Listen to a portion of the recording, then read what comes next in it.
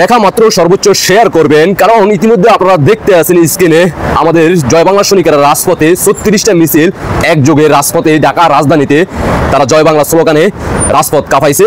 সামনে পুলিশের প্রটোকল ইতিমধ্যে আপনারা দেখতে আছেন। সেটা হচ্ছে সালাউদ্দিন সাহেবকে দৃষ্টি আকর্ষণ করে বলতে চাই, আপনি কি দেখতে পাচ্ছেন কিনা জয় বাংলা স্লোগান কোথায় দেওয়া হচ্ছে?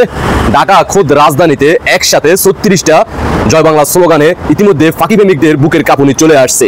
সালাউদ্দিন সাহেবকে বলতে চাই, জয় বাংলার রাজপথে জয় বাংলা সৈনিকেরা স্লোগান দিয়ে যাচ্ছে। আপনি বলছিলেন জয় বলে ঢাকাতে আর বাংলা বলে আপনার বাসায়, আপনি কি দেখতে আছেন? পুলিশের সামনে জয় বাংলা স্লোগানে মিছিলে রাজপথ কাঁপিয়েছে।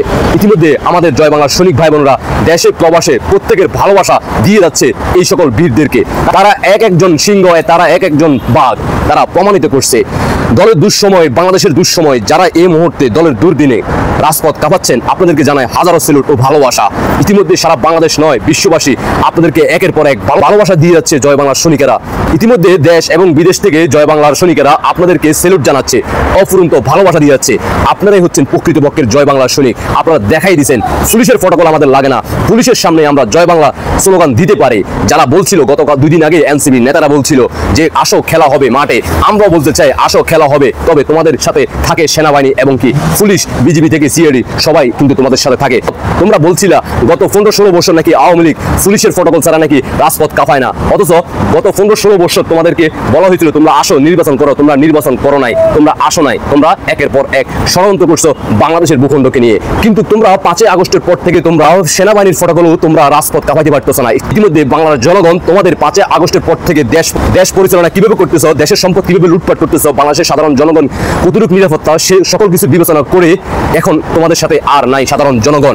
যারা জুলাই বলতেছো, তোমাদের কিন্তু বিদায়ের ঘন্টা বেজে গেছে। আমাদের জয় বাংলা সৈনিকেরা শুধু রাজধানীতে নয়, সারা বাংলাদেশের প্রত্যেক এলাকায় মহল্লায় এভাবে গর্জে উঠছে।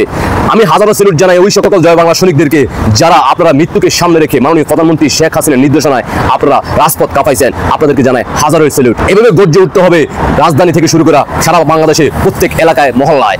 আপনারা হচ্ছেন প্রকৃতপক্ষের জয় বাংলার সৈনিক, আপনারা হচ্ছেন মাননীয় প্রধানমন্ত্রী শেখ হাসিনার একজন প্রকৃতপক্ষের সৈনিক। আপনারা ভবিষ্যতে মাননীয় প্রধানমন্ত্রী শেখ হাসিনার হাতকে শক্তিশালী করে বাংলাদেশকে নেতৃত্ব দিবেন, বাংলাদেশকে সামনের দিকে এগিয়ে নেবেন।